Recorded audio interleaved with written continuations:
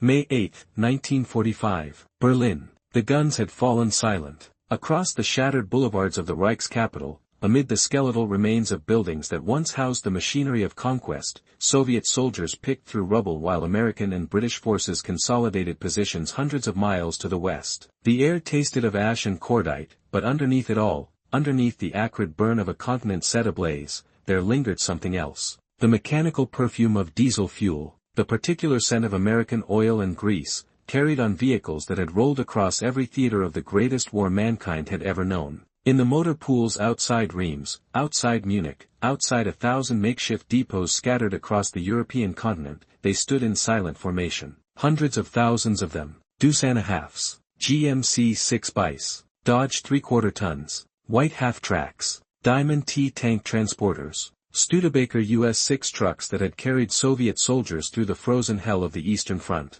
They sat there, these machines of liberation, their olive drab paint chipped and faded, their engines still warm from the final convoys, waiting for an answer to a question no one in the War Department had fully considered during 4 years of total mechanized warfare: what do you do with the largest motorized fleet ever assembled when the shooting stops? The United States had built an empire of wheels. Not an empire in the traditional sense, not one of subjugated peoples and occupied territories, but an empire of mobility itself. An empire that moved. By the time the surrender documents were signed in that schoolhouse in Reims, American industry had produced over 2.5 million trucks for military service. 2.5 million. The mind struggles with such numbers. If you lined them end to end, they would stretch from New York to Los Angeles and back again, twice over. They had carried ammunition to Patton's tanks racing across France. They had hauled supplies up the Burma Road's hairpin turns. They had delivered food to liberated Paris, medicine to field hospitals,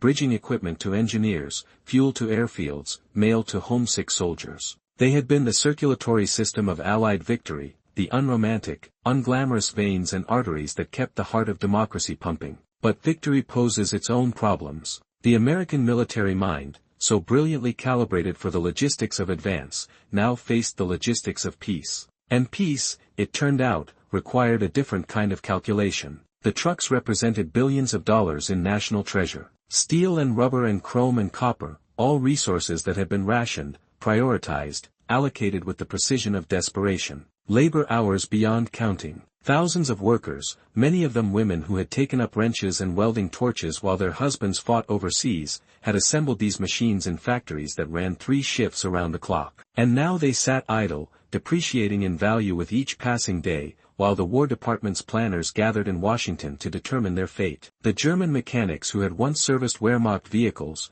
now employed by the occupation forces to keep Allied equipment running, would walk among those trucks with something approaching reverence. They would run their hands along the frames, peer into engine compartments, test the suspension. They had spent the war years struggling with vehicles that broke down constantly, that required cannibalization of parts from one truck to keep 3 others running, that burned through whatever ersatz fuel the collapsing German economy could synthesize. They had watched their logistical system strangle itself, watched divisions grind to a halt not from enemy fire but from simple mechanical failure and fuel starvation. And now here they stood among these American machines, built to a standard of reliability that seemed almost supernatural, and they understood something that the victors themselves had perhaps taken for granted. These trucks were not just vehicles. They were a declaration of industrial philosophy. Every bolt had been standardized, every part interchangeable. A carburetor from a GMC built in Detroit would fit perfectly into a frame assembled in Oakland. The Americans had not simply built trucks, they had built a system,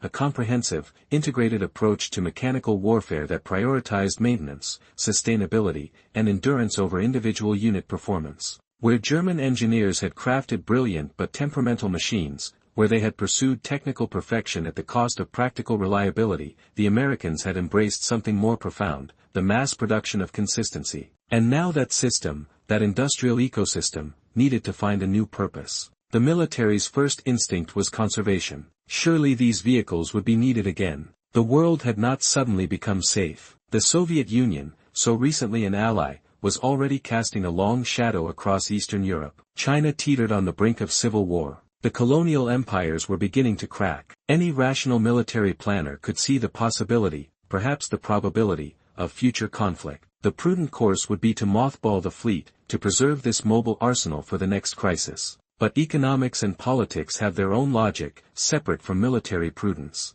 The American people were exhausted. For years of war bonds and rationing, of gold stars in windows and telegrams that shattered families. They wanted their sons home. They wanted to build houses and start families and buy refrigerators and return to the simple pleasures of peace. Congress, sensitive to this mood, began demanding demobilization at a pace that alarmed military leadership. The great industrial machine that had produced these vehicles was already retooling for peacetime production. Willow Run, which had birthed B-24 bombers at a rate of 1 per hour at peak production, was preparing to build cars again. The factories needed steel. The economy needed stimulus. And Europe, shattered and desperate, needed everything. So the great dispersal began. Some trucks came home. They were loaded onto Liberty ships and Victory ships, the same vessels that had carried them to war, and sailed back across the Atlantic. They rolled off the docks in New York, in Baltimore, in New Orleans, and were distributed to military bases across the country. Fort Bragg, Fort Hood, Camp Pendleton. The motor pools filled up again, but with a different energy now. Not the urgent bustle of preparation for deployment, but the quiet routine of peacetime maintenance. Young mechanics who had learned their trade under fire now practiced it under the Carolina sun or the Texas sky, keeping the fleet ready for wars that might never come. But most of them stayed behind. The decision, when it finally crystallized in the offices of the War Department and the State Department and the new organizations being created to manage the peace, was both pragmatic and idealistic. These trucks had helped win the war. Now they would help win the peace. The Marshall Plan, that unprecedented act of strategic generosity, would need vehicles. Europe's infrastructure lay in ruins, rail lines bombed, bridges collapsed, roads cratered. The trucks that had delivered liberation would now deliver reconstruction. In France, farmers who had hidden in cellars while panzers rolled past their fields now found themselves behind the wheels of Dodge trucks, hauling timber to rebuild barns, carrying seed to replant orchards. The vehicles came through government programs, through military surplus sales, through complex arrangements negotiated between the occupation authorities and local officials. A farmer in Normandy might purchase a truck for a fraction of its production cost, might spend months learning its peculiarities, might curse its foreign design and its need for parts that had to be ordered from across an ocean. But it would run. God, how it would run. Through mud seasons and harvest seasons, through years of hard use that would have killed any vehicle manufactured in Europe during the war years, these American trucks persisted. In Italy, the trucks became part of the economic miracle that would transform the country from a fascist wreckage into an industrial power. Small businesses built themselves around these vehicles. A man with an army surplus GMC could start a hauling company, could underbid competitors still relying on horse-drawn carts, could expand into regional networks of delivery and transport. The trucks were the seed capital of a new entrepreneurial class, mobile assets in a society desperate to rebuild not just its physical infrastructure but its sense of possibility. In Greece, torn by civil war in the vacuum left by German withdrawal, the trucks took on political meaning. The government forces, backed by British and American support, operated fleets of them. They represented not just military capability but the promise of Western alignment. The suggestion that Greece's future lay with the democratic powers and their apparent abundance rather than with the Soviet model of scarcity and central planning. In the mountain villages where communist guerrillas operated, the sight of government troops arriving in American trucks carried multiple messages. Force, certainly, but also plenty, also choice. The Soviet Union received hundreds of thousands through Lend-Lease arrangements that continued even after the shooting stopped. The Studebaker US-6, built in American factories specifically for Russian use, had become so integral to Soviet logistics that the Red Army couldn't imagine operating without them. They were rugged enough for Russian roads, which is to say, they could handle conditions that weren't roads at all by Western standards. They were simple enough that mechanics trained in an agricultural society could maintain them with basic tools. And they were reliable enough that Soviet commanders, who trusted very little from the capitalist world, trusted these machines with their supply lines. Stalin's government would eventually reverse engineer the design, would create the ZIS-150 as a domestic copy, but for years after the war, these American trucks formed the backbone of Soviet civilian transport. It was a strange contradiction, communist society rebuilding itself on the rolling chassis of American capitalism. Every engine a small admission that the arsenal of democracy had produced something worthy of imitation. In China, the trucks found themselves on all sides of the gathering civil war. Nationalist forces, equipped by American aid, operated them. Communist forces, capturing them in battle or through defection, operated them. The same vehicle might change hands multiple times, might serve Chiang Kai-shek's government 1 month and Mao's revolutionaries the next, its olive drab paint gradually wearing away to reveal primer underneath, its military markings painted over and repainted as fortunes shifted. By the time the Communists consolidated control in 1949, these American trucks had become so ubiquitous that they represented not ideological alignment but simple practical necessity. The victors kept them running. In the Philippines, in Burma, in India and Australia and New Zealand, in every theater where American logistics had reached, the trucks remained as mechanical ambassadors. They were sold as surplus, donated as aid, repurposed as civilian assets. A deuce-and-a-half became a bus in Manila, carrying passengers on routes that had once been contested by Japanese and American forces. A Diamond T became a logging truck in Tasmania. A Dodge weapons carrier became an ambulance in Calcutta. They were painted and repainted, modified and customized, stripped down and built back up. The uniformity that had defined them as military assets gave way to a beautiful chaos of individual adaptation. But the largest concentration of surplus trucks remained in Germany itself. The occupation forces needed them, certainly. The logistics of maintaining armies in defeated territory, of administering zones of control, of managing displaced persons and prisoners of war, required mobility. But beyond military necessity, these trucks became instruments of reconstruction in a land that had been bombed into medieval immobility.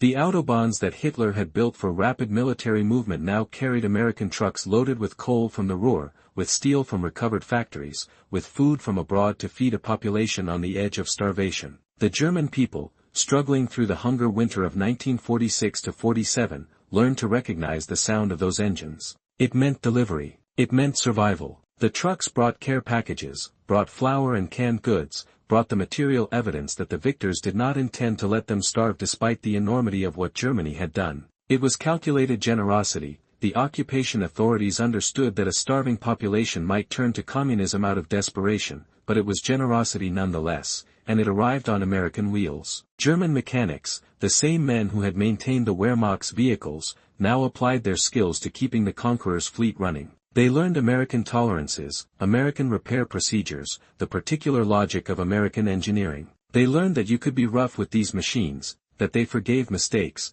that they had been designed not for specialized mechanics but for 18-year-old conscripts who might know nothing about engines beyond what they learned in a 6-week training course. This was a revelation. German military vehicles had demanded expertise, American vehicles merely required competence. And when these vehicles eventually wore out, when even American over-engineering couldn't overcome decades of hard use, they were cannibalized. Their engines went into industrial pumps. Their frames became the basis for specialized equipment. Their axles and transmissions found new lives in everything from farm machinery to early construction equipment. They were too useful to simply discard, too well made to write off as disposable. A European culture that had always prized thrift and adaptation found in these American cast-offs a treasure trove of mechanical possibility. The British, with their island's mixture of pride and pragmatism, had a complicated relationship with the surplus American fleet. They had their own trucks, their own military vehicles, Bedford QLs and Austin K2S, built to British specifications and British standards.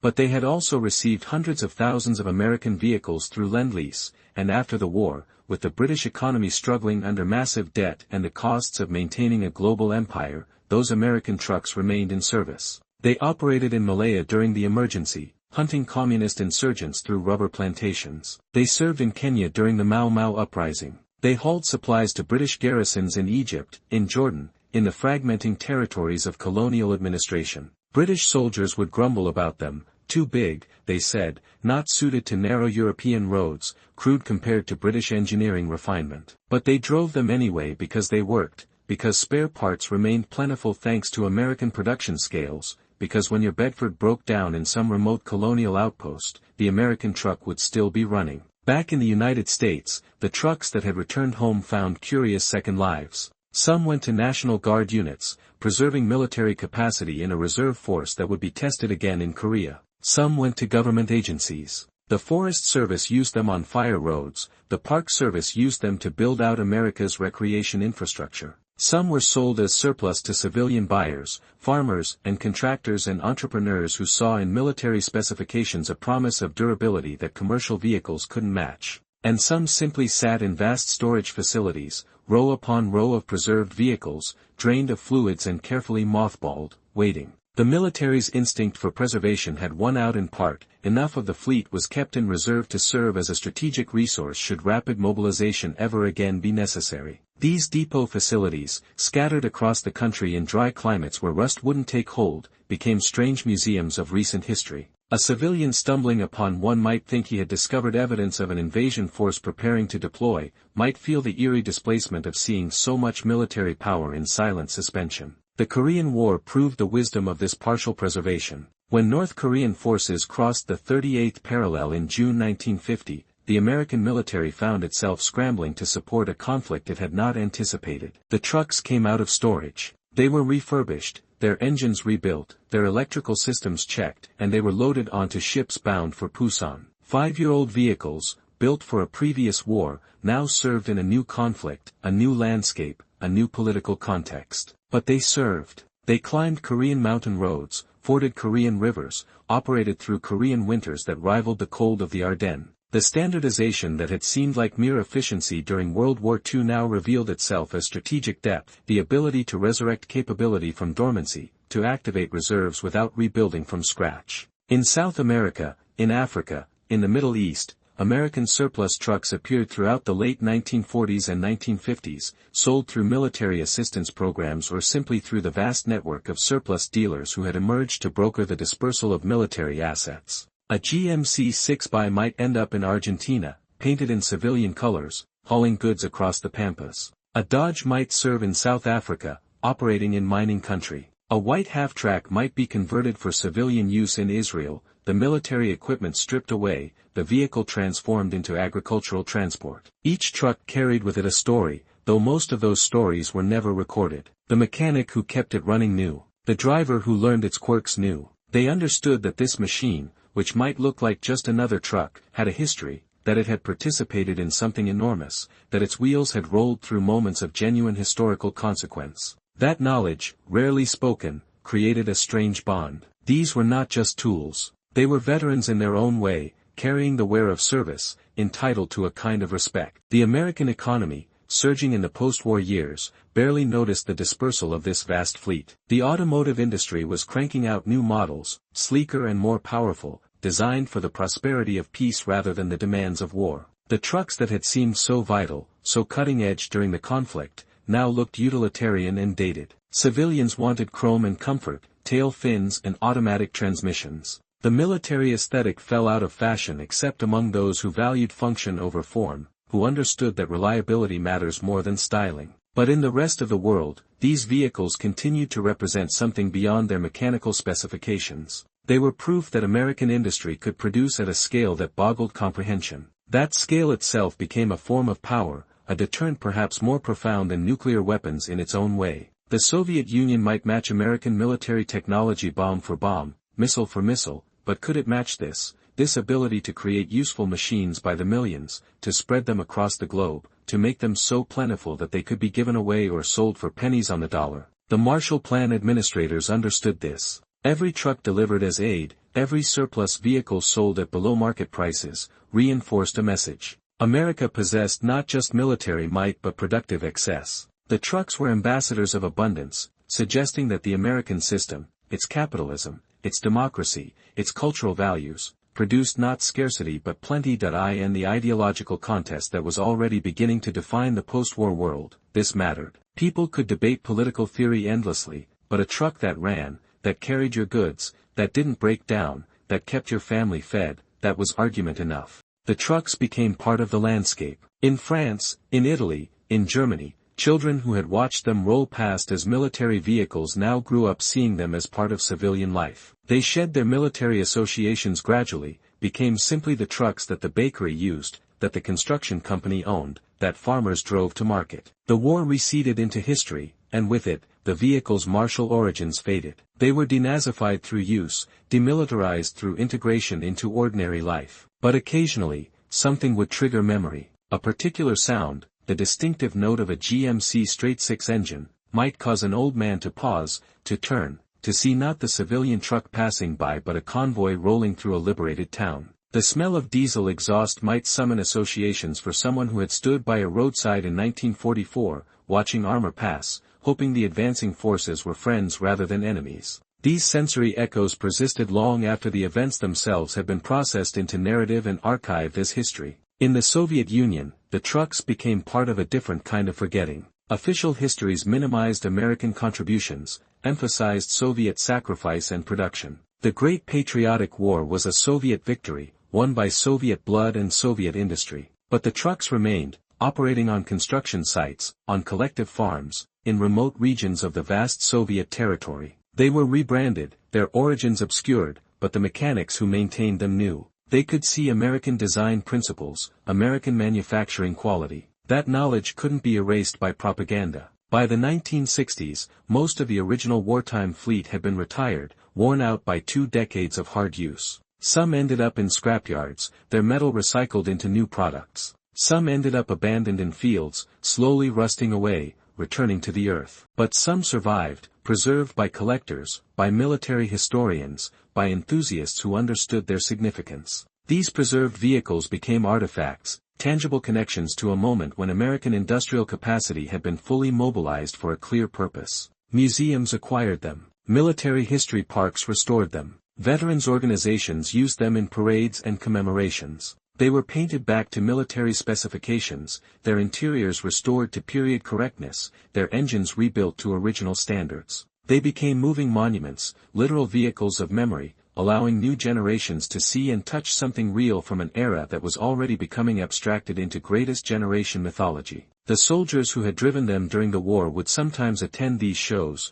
these gatherings of military vehicle enthusiasts. They would walk around a restored GMC, running their hands along its flanks, and they would remember. Not the sanitized memory of public commemoration, but the actual experience, the bone-rattling ride over rough roads, the terror of driving without lights during blackout conditions, the cold that seeped through every gap in the cab during winter campaigns, the dust that covered everything in summer. They remembered being young and frightened and far from home, and they remembered that these machines, unglamorous as they were, had been part of what kept them alive. The trucks had aged into respectability. Time had transformed them from common equipment into rare treasures. A vehicle that might have been sold as surplus for a few $100s in 1946 might fetch tens of thousands from collectors by the 1990s. Scarcity creates value, and these trucks, once so abundant, had become scarce through attrition. The very durability that had made them excellent military equipment ensured that many survived long enough to be worth preserving, but not so many that they remained common.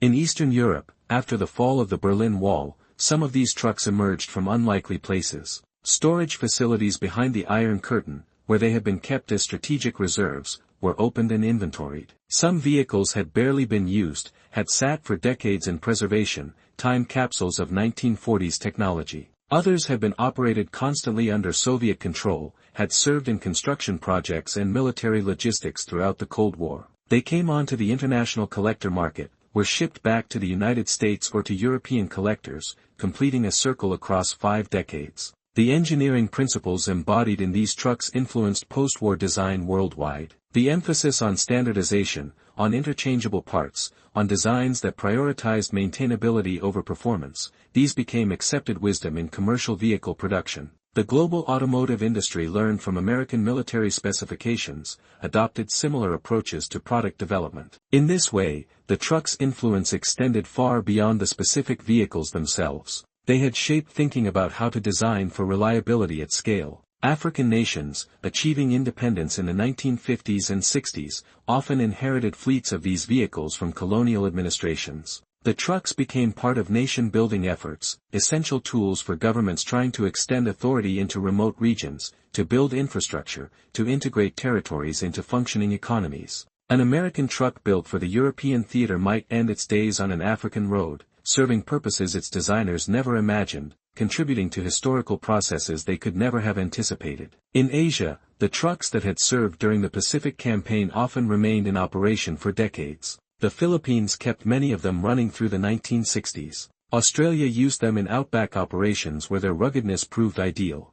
Indonesia acquired some through post-colonial transfers. They were ubiquitous enough that they stopped being remarkable, just part of the mechanical landscape of the post-war Pacific. The Middle East received trucks through various channels, military assistance programs, surplus sales, captured equipment from various conflicts. They operated in the desert conditions for which their over-engineered durability proved valuable. Arab-Israeli wars saw them on both sides. The Iran-Iraq War saw ancient American trucks, decades old, still capable of military service. They had been built to last through one war, and they lasted through several. What had seemed like simple overspecification during development, the tendency of American engineers to add margins of safety, to design for abuse rather than optimal conditions, revealed itself as profound wisdom. The trucks endured because they had been designed to endure not just mechanical stress but the chaos of war itself. They could be repaired in field conditions by soldiers with minimal training. They could operate on poor fuel, in extreme temperatures,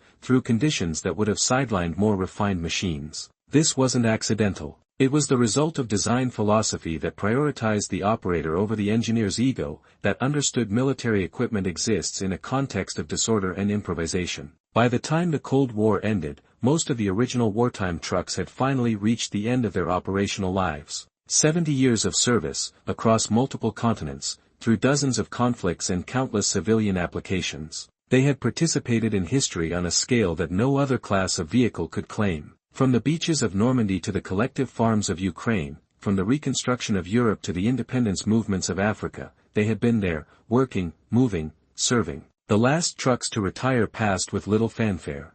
A farmer in southern France might have parked his old GMC in a barn, intending to fix it someday, and it simply never moved again. A construction company in Italy might have finally replaced its ancient Diamond T with a modern truck, and the old vehicle went to scrap. A military base in Kansas might have finally declared the last of its reserve fleet obsolete, beyond economical maintenance, and sent them to be cut up for recycling. Each ending was small, individual, unremarkable, but cumulatively, these endings marked the close of an era. What remained were the stories, all the bureaucratic traces of history's largest logistics exercise. And what remained, more fundamentally, was the influence. The Marshall Plan had succeeded not just because of American money but because of American mobility. Europe had rebuilt not just with aid dollars but with the means to transport goods, to move materials, to connect broken pieces back into functioning economies. The trucks had been the instruments of that reconstruction, as vital as any diplomatic initiative or financial program. They had represented American industrial might translated into practical assistance, had demonstrated that the arsenal of democracy could transform into the workshop of peace.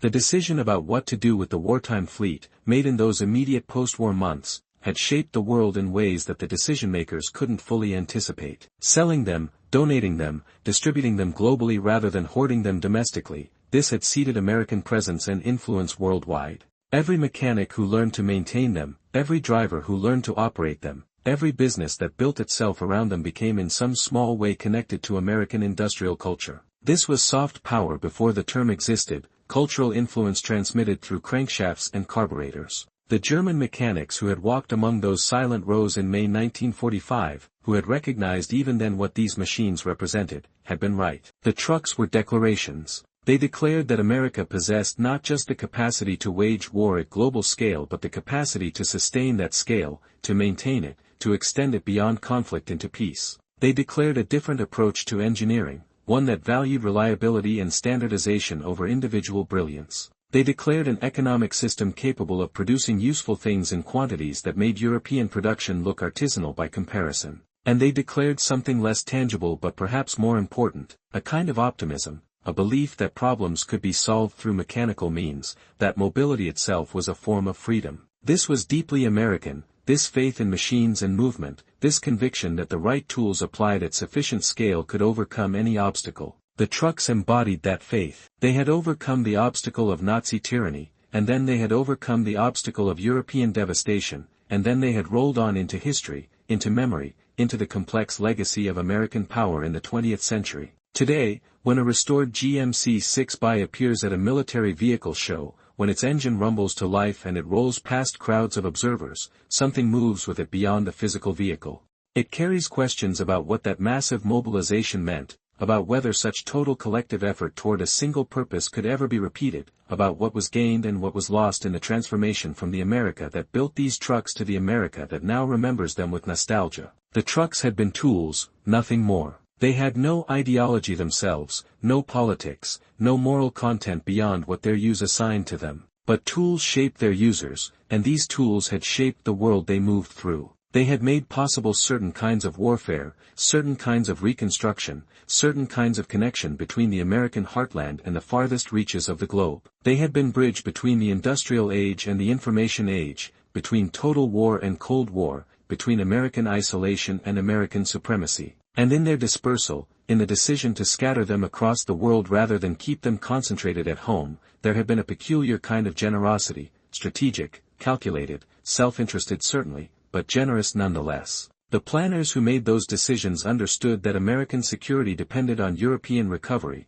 that European recovery required mobility, that mobility required vehicles. So they let them go. They turned the greatest fleet ever assembled into seed corn for a new international order, trusting that the investment would yield returns not just in immediate stability but in long-term alignment. That trust proved justified, though not without complications and contradictions. The trucks operated in Cold War proxy conflicts, served dictatorships and democracies alike, participated in colonial oppression and anti-colonial liberation. They were neutral instruments put to very unneutral purposes. But overall, the web of connections they created, the mechanics trained, the businesses enabled, the infrastructure built, all of this tilted the post-war world toward integration rather than fragmentation, toward recovery rather than collapse. The last veteran who drove them in anger during World War II is nearly gone now. Soon there will be no one left who experienced firsthand what it meant to guide one of these machines through a French village in 1944, to feel the weight of history pressing down through the steering wheel, to know that the supplies you carried might mean the difference between advance and stalemate. That lived experience will pass into scholarship, will become something studied rather than remembered. But the trucks themselves, or the surviving examples, will remain. They will continue to roll in parades, to start their engines for crowds at air shows and military history events. Children will climb into their cabs, will grab steering wheels too large for their hands, will imagine themselves driving through adventures they learned about in school. And in that imagination, in that physical connection to history through machinery, something will persist. Some sense of what that generation accomplished, some appreciation for the scale of effort required, some understanding that freedom and abundance don't emerge spontaneously but must be built, moved, delivered, one convoy at a time. The wartime truck fleet had its answer, finally. What you do with the largest motorized fleet ever assembled when the shooting stops is this: you let it work. You send it into the world to rebuild what war destroyed, to create connections where war created divisions, to demonstrate through simple utility the virtues of the system that produced it. You turn weapons of war into tools of peace, and you trust that their abundance will speak louder than any propaganda, that their reliability will convince more effectively than any rhetoric. And decades later, when historians assess the American century, when they try to understand how a nation geographically isolated from the main theaters of history came to dominate the post-war order, they will need to remember these vehicles. Not the glamorous weapons, not the atomic bombs or the aircraft carriers, but these workhorses, these unglamorous, over-engineered, mass-produced trucks that carried civilization forward one load at a time. They were, in the end, democracy on wheels, liberty measured in payload capacity, freedom expressed as mobility. They were what America sent into the world after the guns fell silent. And the world, broken and desperate and searching for a way forward, accepted them gratefully, learned from them, built upon them, and rolled on.